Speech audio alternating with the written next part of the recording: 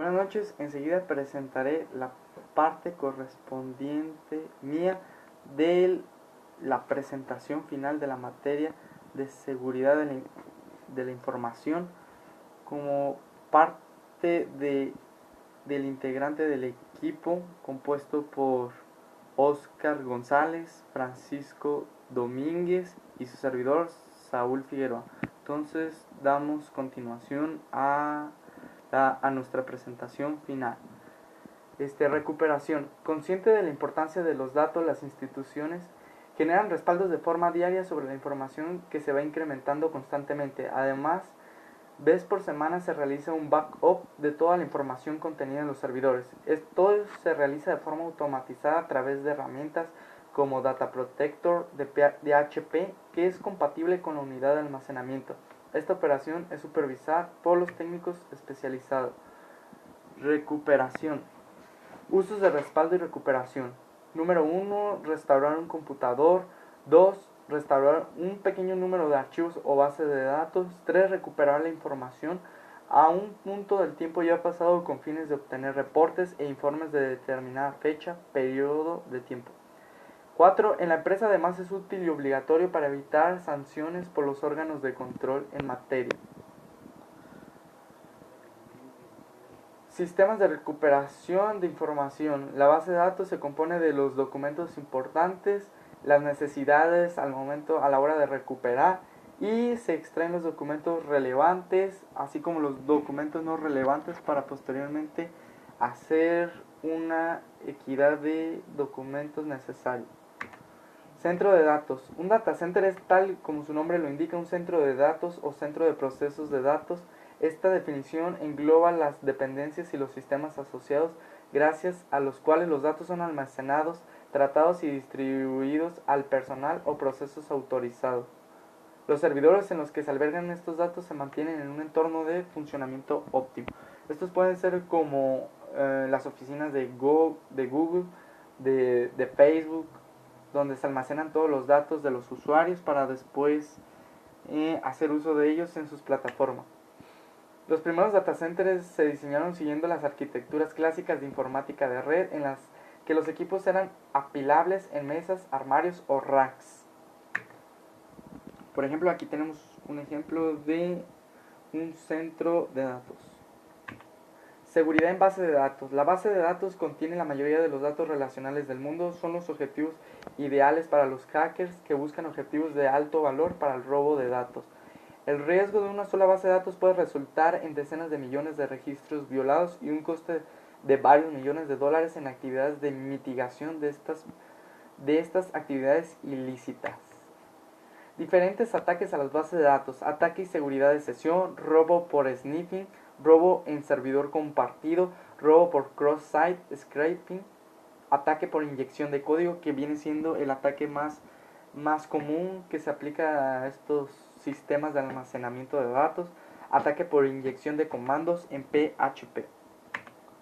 Base de datos segura. Identifica los datos sensibles y los datos críticos, cifra la información, anonimia las bases de datos de que no son productivas, monitorea la actividad de tu base de datos. Aquí tenemos una imagen, por ejemplo, los puntos más importantes.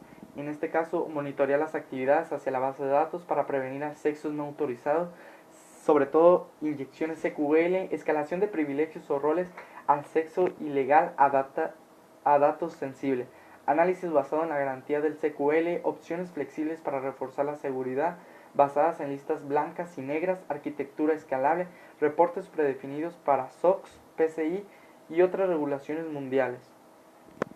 Continuado. Seguridad en comunicación de datos. Dentro del proceso de comunicación existen dos tipos de ataques a los cuales puede estar expuesto una red. Ataques pasivos. Los ataques pasivos es donde el atacante no altera la comunicación, sino que únicamente la escucha o monitorea para obtener información que está siendo transmitida. Sus objetivos son la intercepción de datos y el análisis de tráfico, una técnica más útil para obtener información de la comunicación. Ataques activos. Estos ataques implican algún tipo de modificación del flujo de datos transmitido o la creación de un falso flujo de datos para desviarlo a su receptor original. pues como ya lo hemos mencionado, están los ataques pasivos, que trata sobre la divulgación y el análisis del tráfico. Ataques activos, el enmascaramiento, la repetición, la modificación de mensajes, la denegación de servicios. Y pues aquí mostramos una imagen de los diferentes tipos de hackers. Pues están los Black Hat Hackers, Grey Hat Hackers, Script, Redis, Crackers, Newbie, Lamer y White Hacker.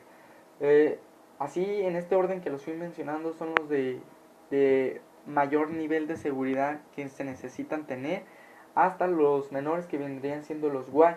Son los buenos y éticos, son los consultores de seguridad protegiendo los sistemas de los Black Hat Hackers. Continuamos.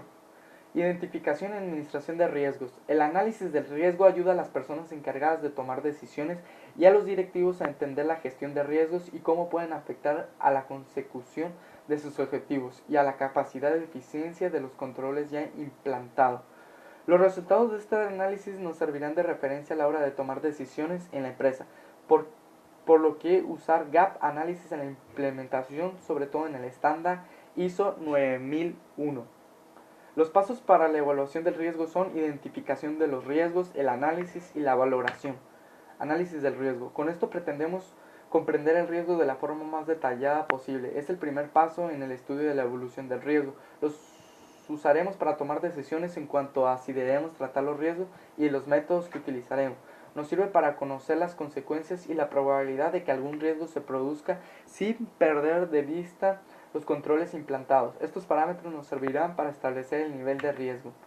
Y pues aquí tenemos un esquema en el cual demostramos el análisis del riesgo, la recopilación de información, la verificación, valoración de los posibles riesgos, asesoramiento en la toma de decisiones y pues el éxito a la hora de proteger nuestra información.